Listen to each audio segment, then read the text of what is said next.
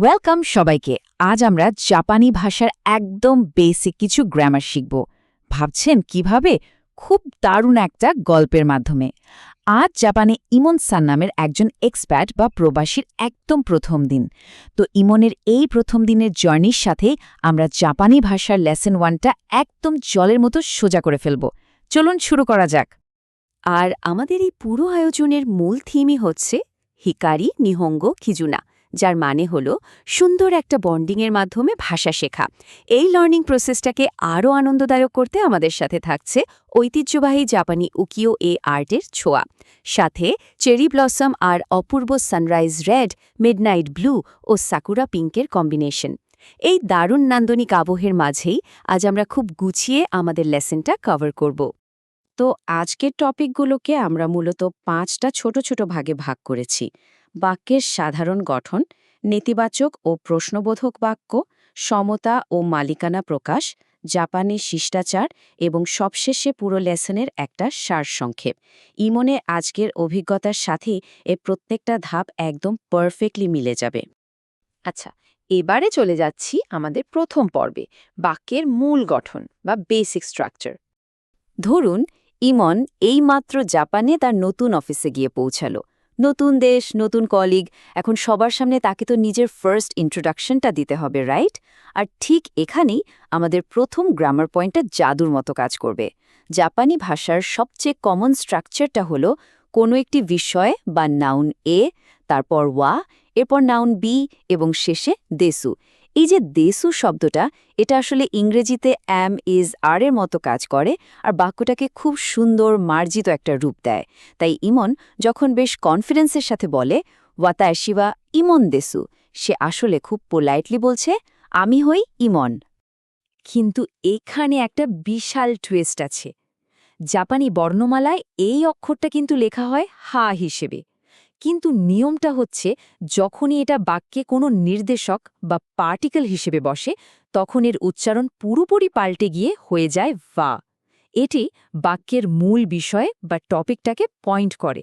তাই মনে রাখবেন, লেখার সময় হা, কিন্তু পড়ার সময় উচ্চারণ হবে ভা। এবার আসি আমাদের দ্বিতীয় পর্বে, নেতিবাচক এবং প্রশ্নবোধক বাক্য। তো ইমনের পরিচয় পর্ব তো শেষ, কিন্তু এরপরে ছোট্ট একটা ভুল বোঝাবুঝি হয়ে গেল। এক কলিগ ইমনের পদবি নিয়ে একটু কনফিউজড হয়ে ভাবলেন সে বুঝি স্টুডেন্ট। এখন ইমনকে তো খুব ভদ্রভাবে ভুলটা শুধরে দিতে হবে, তাই না? এখানে দারুণ একটা ব্যাপার ঘটে। ইমন যখন বলবে সে ছাত্র নয়, তখন ওই আগের দেসুর জায়গায় সে ব্যবহার করবে যা আরিমাসেন, মানে ওয়াতাশিওয়া গাকসে যা আরিমাসেন, আমি ছাত্র নই। শুধু শেষের শব্দটা বদলে দেসু থেকে যা আরিমাসেন করে দিলেই পুরো বাক্যটা একদম সিম্পলি নাবোধক হয়ে যায়। আর প্রশ্ন করা, জাপানি ভাষায় প্রশ্ন করাটা যে কতটা সহজ সেটা না দেখলে বিশ্বাস করবেন না। ইংরেজিতে যেমন সাহায্যকারী ভার্বকে টেনে সামনে আনতে হয়, এখানে সেসবের কোনো পেন নেই। যে কোনো সাধারণ বাক্যের একদম শেষে শুধু একটা কা পার্টিকেল বসিয়ে দিন, ব্যাস, ওটাই প্রশ্ন হয়ে গেল। আলাদা করে কোনো প্রশ্নবোধক চিহ্ন দেওয়ারও কোনো দরকার নেই। যেমন ধরুন, আনাতাওয়া কাইশাইন দেসুকা, মানে আপনি কি কোম্পানি কর্মকর্তা? একদম সিম্পল, তাই না? এরপর আমরা চলে যাচ্ছি পর্ব 3-এ, সমতা এবং মালিকানা প্রকাশ। ভুল বোঝাবুঝি তো মিটল, এবার ইমনের কলিগদের সাথে বেশ দারুণ আড্ডা জমে উঠেছে। আলাপের এক পর্যায়ে সে তাদের সাথে কিছু মিল খুঁজে পেল। যেমন ধরুন, তানাকা-সান একজন ইজিপ্টীয়।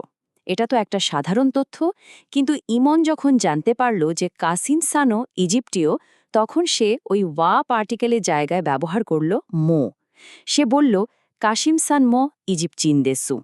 এই যে মো, এটা আসলে বাংলায় ও বা ইংরেজিতে অলসো কিংবা টু এর কাজ করে। দুজনের মধ্যে চমৎকার একটা সমতা বুঝিয়ে দিল এই ছোট্ট পার্টিকেলটা। এবার আসি নো পার্টিকেলের কথায়। ইমনের তো এখন নিজের পেশার সাথে কোম্পানির নামটা জুড়ে দেওয়া দরকার। সে যখন বোঝাতে চাইল যে সে এবি ব্যাংকের কর্মকর্তা, তখন সে এই নো ব্যবহার করল। এবি ব্যাংকুনো শাইন।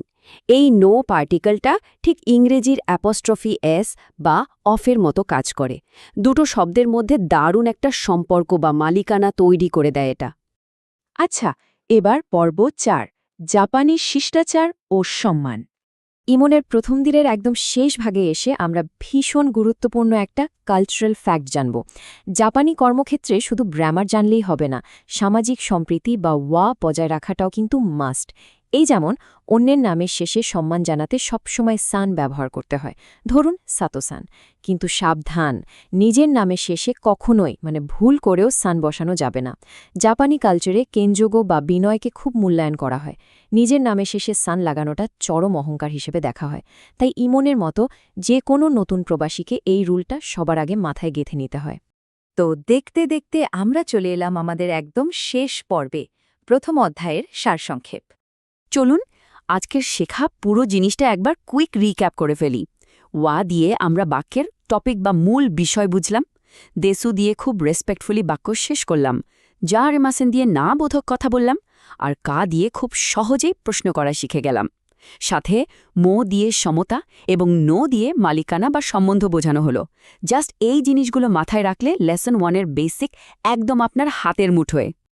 তো ইমনের প্রবাস জীবনের প্রথম দিনটা কিন্তু বেশ দারুণভাবে কেটে গেল। সে খুব সুন্দর করে এই বেসিক নিয়মগুলো দিয়ে নিজের প্রথম দিনের বাধাগুলো পার করে ফেলেছে। এখন ভাবুন তো, এই স্ট্রাকচারগুলো ব্যবহার করে আগামীকাল যদি নতুন কারোর সাথে আপনার পরিচয় হয়, আপনি নিজেকে ঠিক কিভাবে প্রেজেন্ট করবেন। আশা করছি আজকের এই এক্সপ্লেনারটা আপনাদের দারুণ কাজে আসবে আর নতুন কিছু শিখতে অনুপ্রেরণা যোগাবে। আপনাদের লার্নিং জার্নিটা অনেক চমৎকার হোক।